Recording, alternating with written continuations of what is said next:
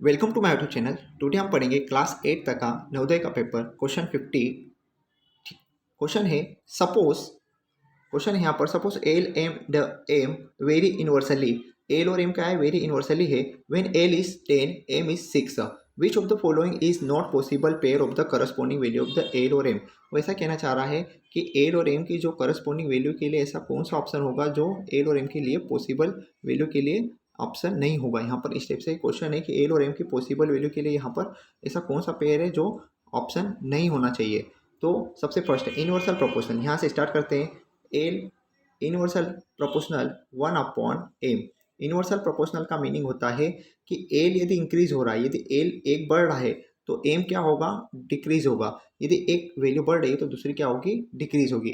ठीक, उसके बाद नेक्स्ट, यदि एल डिक्रीज हो रहा है, यदि एल क्या हो रहा है? यदि एल डिक्रीज हो रहा है तो एम क्या हो जाएगा? इंक्रीज हो जाएगा। तो ये क्या होगा? इनवर्सल प्रोपोर्शनल। अब ये जो साइन है यहाँ पर, ये जो है ये क्या है? इनवर्सल प्रोपोर्शनल साइन है। इनवर्सल प्रोपोर्शनल साइन कैसे हटाएंगे? तो यहाँ पर मैंने लिखा एल इज इक्वल टू, जब भी हम इनवर्सल साइन हटाते हैं तो कोई सा कांस्टेंट वैल्यू लेते हैं, तो यहाँ पर क्या आ जाएगा?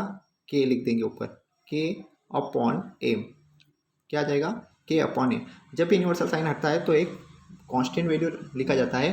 तो एल इज इक्वल टू लिखा मैंने के अपॉन एम। अब हम नेक्स्ट क्या करेंगे? यहाँ एम क्या है? के क्या डिवाइड में इक्वल के इधर जाएगा तो मल्टीप्लाई में आ जाएगा। तो मैं लिखूंगा एल मल्टीप्लाई, यहाँ पर आ जाएगा एम इज इक्वल टू, यहाँ पर आ जाएगा के। तो के की वैल्यू क्या आ गई? L multiply M. अब यहाँ पर उन्होंने दिया है when L is equal to 10। यदि एल की वैल्यू मैं यहाँ पर 10 रखता हूँ तो 10, और एम की वैल्यू यदि मैं 6 रखता हूँ तो यहाँ पर मैंने 6 रखी और इस साइड क्या आ जाएगा? के आ जाएगा। तो इन दोनों का मल्टीप्लाई करूँगा तो के का कितना वैल्यू आया? के इज इक्वल टू मेरे पास आया है 60। के इज इक्वल टू कितना है? 60। अब यहाँ पर हमें ऑप्शन दिए, ठीक, के इज इक्वल टू हमें कितना लाना है? के का जो कांस्टेंट था उसकी वैल्यू थी वो कितना आया? 60 आया। तो के की वैल्यू कितनी आना चाहिए? 60। ठीक, के इज इक्वल टू कितना आना चाहिए? 60 आना चाहिए। एल जब एल का मल्टीप्लाई किया, अब मान लो इस फर्स्ट ऑप्शन को लेके चलते हैं, ये एल है और ये सेकंड 5 को हम एम मान लेते हैं। इन दोनों का यदि मैं मल्टीप्लाई कर दूँ तो 12 मल्टीप्लाई कितना हो जाएगा? 5। 12 मल्टीप्लाई 5 तो कितना हो जाएगा? 60। मतलब ये एल और एम के मान के लिए ये वाला वैल्यू तो हो जाएगा। वो क्या बोल रहा है? विच of the following is not possible pair corresponding value of the L और एम।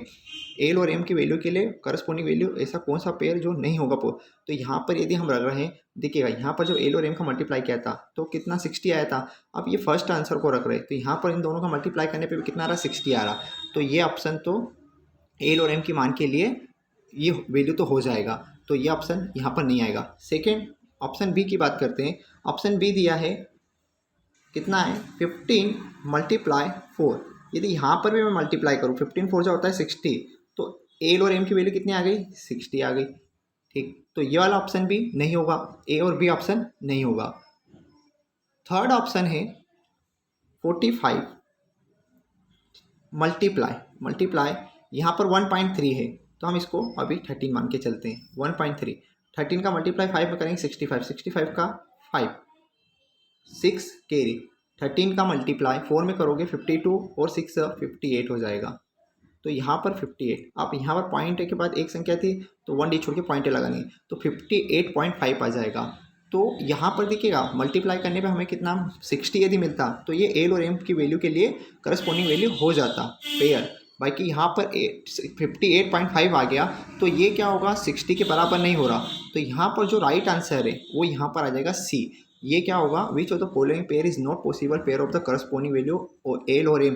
तो एल और एम के करस्पॉन्डिंग वैल्यू के लिए ये वाला पेयर पॉसिबल नहीं होगा। अगला जैसे यहाँ पर इसकी बात भी कर लेते हैं, इसको भी देख लेते हैं। 25 मल्टीप्लाई 2.4 है। 2.4 को हम 24 मानते हैं। 24 का 5 में करेंगे तो कितना आ जाएगा? 120 आएगा। 120 का 0 12 कैरी। 24 का मल्टीप्लाई 2 में करेंगे तो 48, 48 को 12 में प्लस करेंगे तो 60। तो यहाँ पर पॉइंट के बाद एक डिजिट है तो 1 डिजिट, तो इसका मल्टीप्लाई करने पे भी 60 आ गया। तो यहाँ पर जो राइट आंसर होगा वो आ जाएगा सी। ये एल और एम की करस्पॉन्डिंग वैल्यू के लिए ये पॉसिबल पेयर नहीं होगा।